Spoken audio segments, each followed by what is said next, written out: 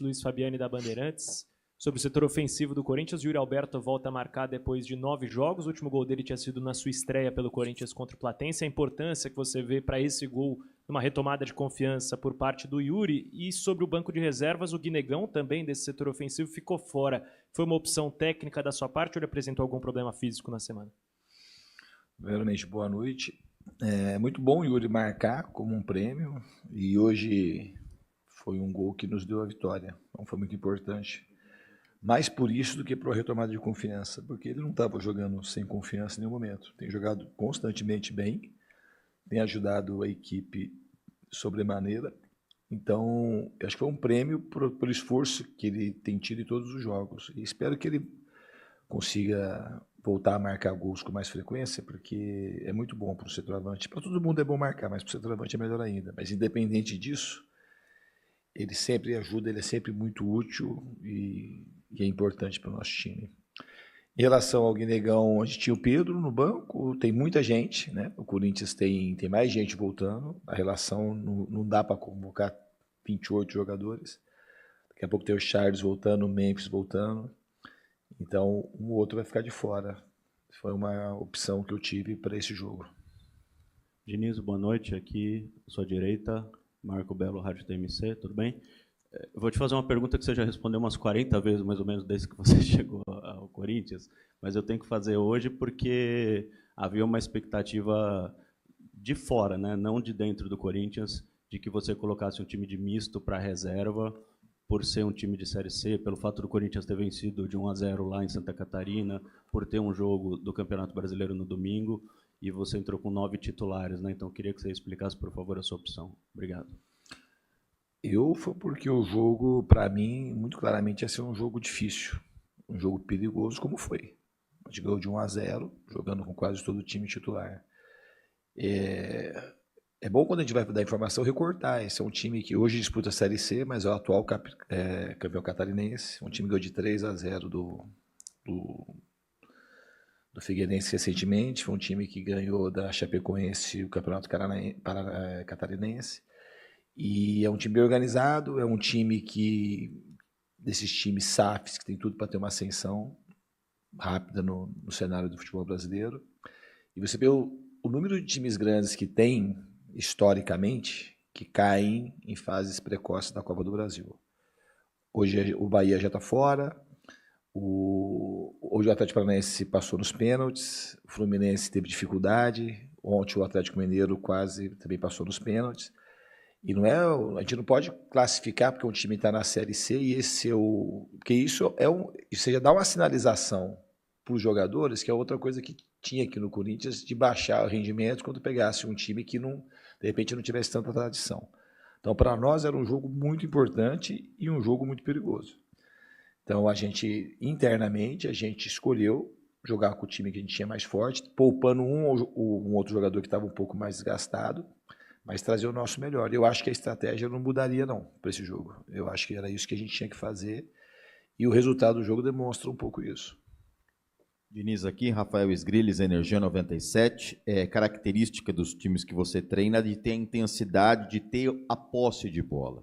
Hoje, em vários momentos, o Corinthians ficou com mais de 2 minutos de posse de bola, trocando passes. E um jogador me chamou muito a atenção, que ele não guarda espaço, que é o Jesse Lingard. Então, tem hora que ele está na esquerda, tem hora que ele está na direita, ele oferece uma troca de passes um pouco mais em profundidade, é um jogador interessante na transição, nesse entrelinhas ali do sistema de marcação da equipe do Barra. O quanto potencializa o futebol, o quanto você gosta dessa intensidade, dessa movimentação do Jesse Lingard?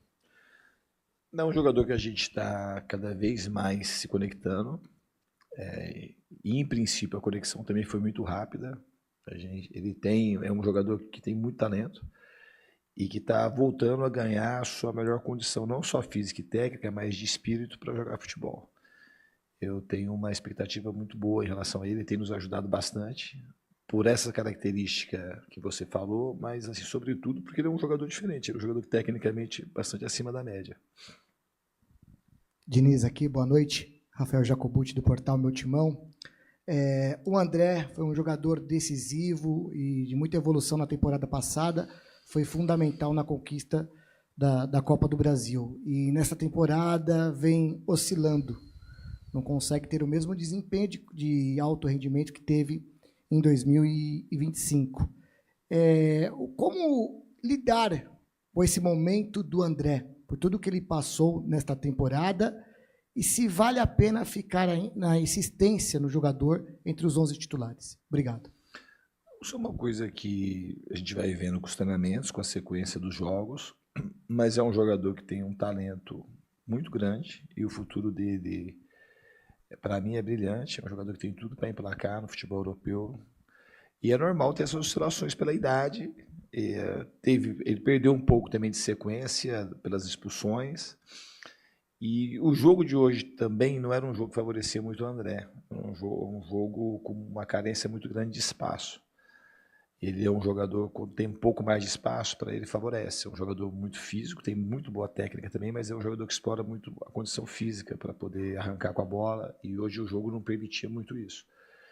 Mas isso faz parte do processo, se podemos falar de maneira mais clara, faz parte do processo de um jogador jovem oscilar um pouco. E ele está nesse processo de oscilação, e a gente está aqui para ajudar, e no que for preciso, ele daqui a pouco ele retomar a melhor condição dele.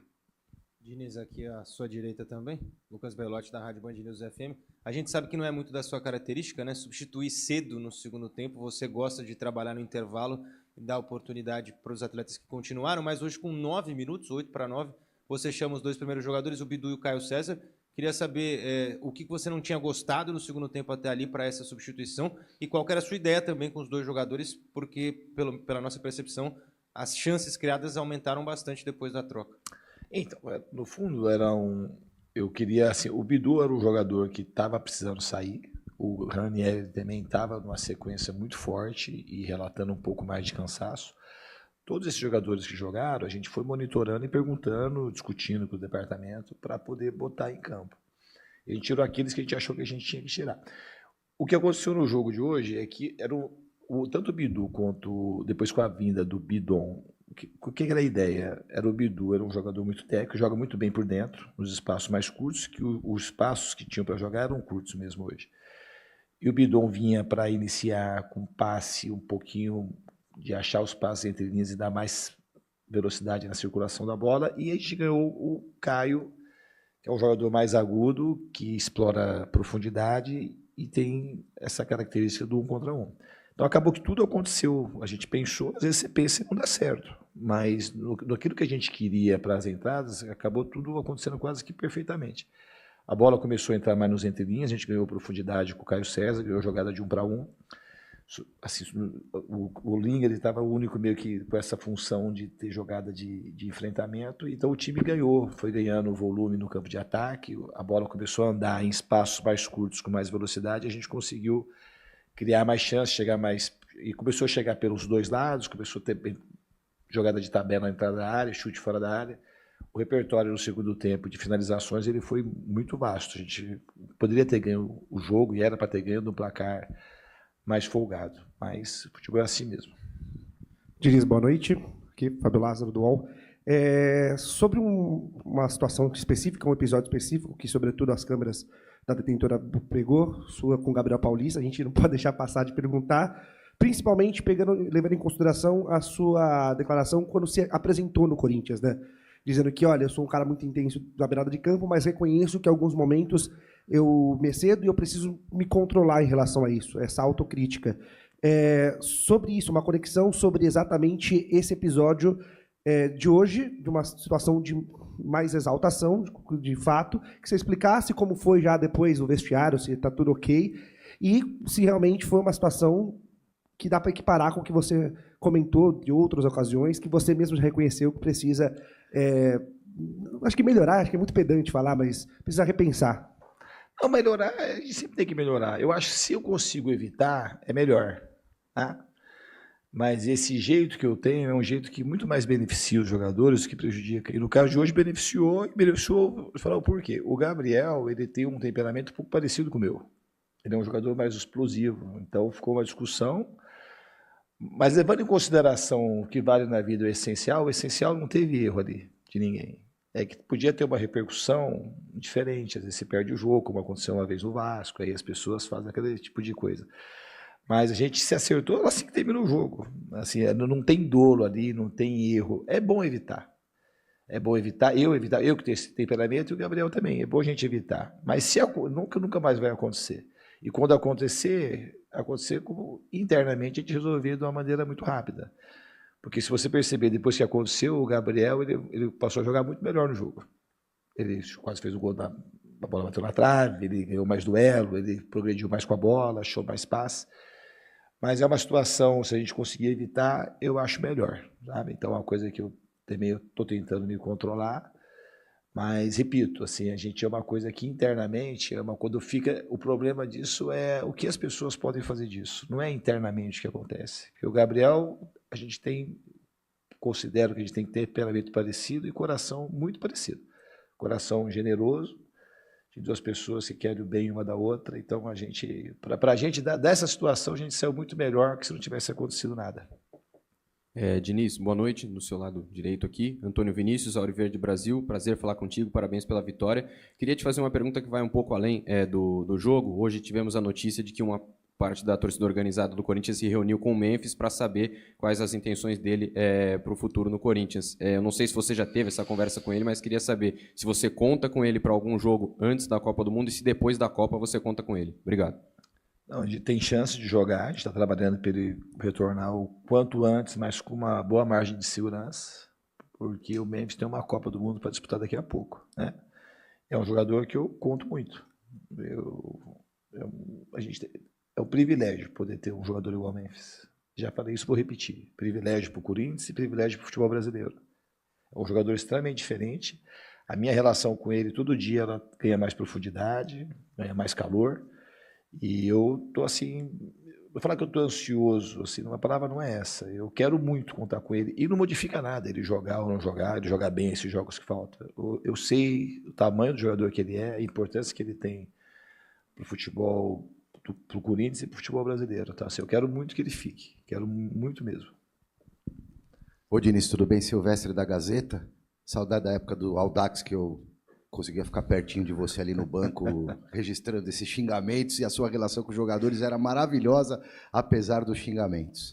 Mas eram outros tempos. Se você ainda fosse o técnico da seleção brasileira, você levaria o Neymar para a Copa do Mundo? E você acredita que o Ancelotti vá convocá-lo? Eu acho que vai convocar e certamente eu levaria. Eu acho que o Neymar, a gente não pode abrir mão de um jogador desse tamanho e com a genialidade que ele possui. É um dos maiores jogadores que o futebol brasileiro produziu, na minha opinião. Então, a gente espera que ele conte, mas assim, a gente tem que respeitar a decisão que for tomada. Mas eu acho que ele vai convocar e eu certamente o convocaria. Diniz aqui, boa noite. Gabriel Braga, de Central do Timão. Hoje nós vimos os dois laterais em campo, né? O Angelera inicia a partida e o Bidu encerra. Eu queria entender de você qual que você enxerga que é a principal diferença entre esses dois atletas. Se o Angelera é um jogador um pouco mais de fase defensiva e se o Bidu realmente é um jogador mais ofensivo. E como você enxergou a diferença do lado esquerdo com a mudança da posição? Obrigado. São jogadores com características diferentes. Eu acho que o Angelera é um jogador... Ele é mais defensivo, ele tem bom jogo com a bola também, dá para ver nos treinamentos, e ele estava um tempo sem jogar, e o entrosamento que o Bidu tem com os jogadores também é uma coisa relevante, mas eles têm características diferentes. O Angelera é um jogador que começa mais de trás para frente, o Bidu como se fosse um cara que começasse mais de frente para trás, né? Um jogador que tem uma técnica muito rebuscada, joga muito bem nos espaços curtos, acha passes muito diferentes. O Angelera você ganha marcação, você ganha altura, você ganha uma saída assim, às vezes em velocidade ele chega muito bem ao fundo também. Mas é que o jogo de hoje ele estava pedindo mais o Bidu. Tá? São jogadores, a gente tem dois muito bons laterais esquerdos. Os dois jogam muito bem com características diferentes, como já estava na tua pergunta. Boa noite, Diniz. José Eduardo, Agência Timão. Depois que você chega... jogadores, a cada jogo que vem passando, jogadores de frente como Garro, Lingard e até o Yuri Alberto vem tendo uma característica defensiva cada vez maior, vem tendo uma característica de vir buscar a bola mais no fundo, recuperar, ajudar na marcação. Então gostaria que você falasse um pouco sobre esse desenvolvimento no dia a dia dos treinos e como que os atletas vêm lidando com isso. Acho que os atletas percebem que isso aí acho que é a mola mestra do nosso trabalho. A gente não pode abrir mão disso. Porque isso é uma coisa que nos une e é uma coisa comum que qualquer um pode fazer. Para isso aí precisa só boa vontade, interesse em fazer, interesse em proteger o time. E esse é um time, nesse sentido, bem diferente. É um time que é muito solidário, muito. E os jogadores da frente entenderam que isso aí não vai diminuir a condição deles de atacar e de ser criativos. Ao contrário, isso só vai criar mais conexão com o time, vai ajudar a defesa, vai deixar o time mais seguro. E a gente vai ter mais possibilidades de colocá-los em boas condições para poder fazer as jogadas mais criativas e decisivas do jogo. Diniz aqui no meio, Guilherme Paradela da Rádio CBN. Eu queria te ouvir com relação ao jogo, porque o Corinthians durante toda a partida consegue criar bastante, tem muita posse, finalizações perigosas, mas tinha um determinado momento que para o Barra tanto importava estar 0-0, se perdesse de 1-0, 2-0, eles começam a se lançar para o ataque, algumas mexidas acontecem mais para esse lado, e o Corinthians começa a ter que administrar uma vantagem construída no primeiro jogo, que fica perigosa, né, de tentar resolver e abrir um pouco mais a defesa, ou começar a se defender mais e chamar o adversário.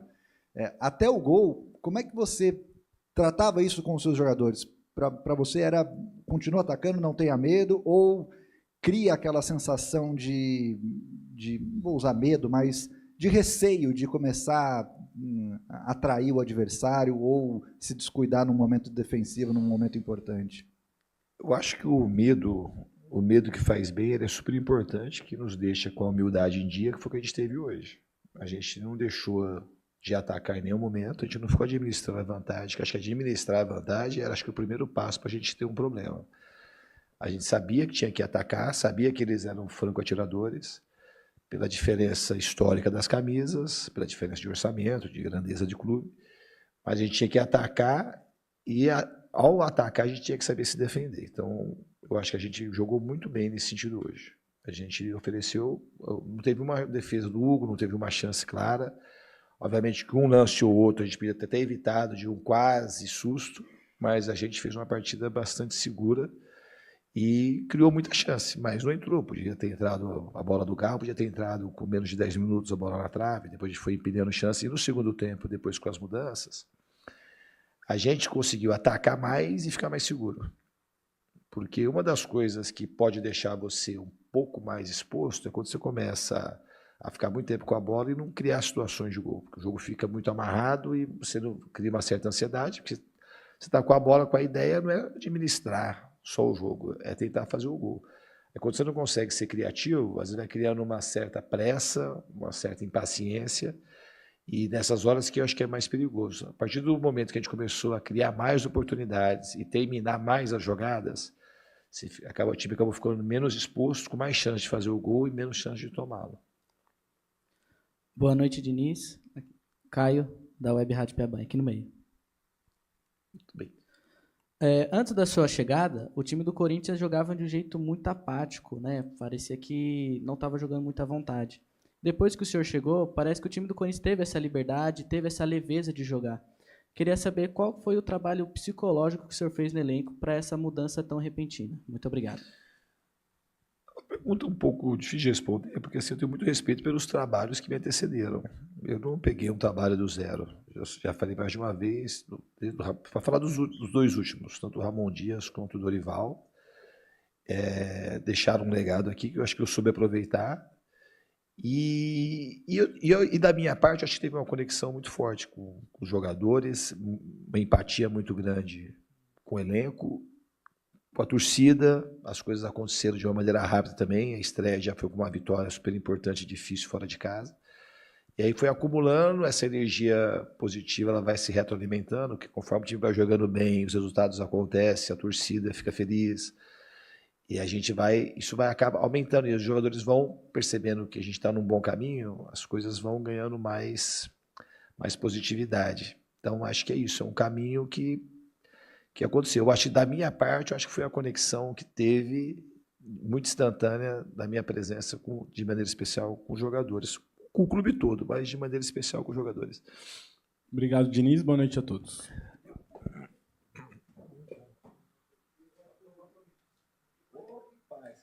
Vou voltar. Ó. Vai, Corinthians. Principalmente para os corintianos, que não são corintianos, não fica bravo não, tá? Mas vai, Corinthians.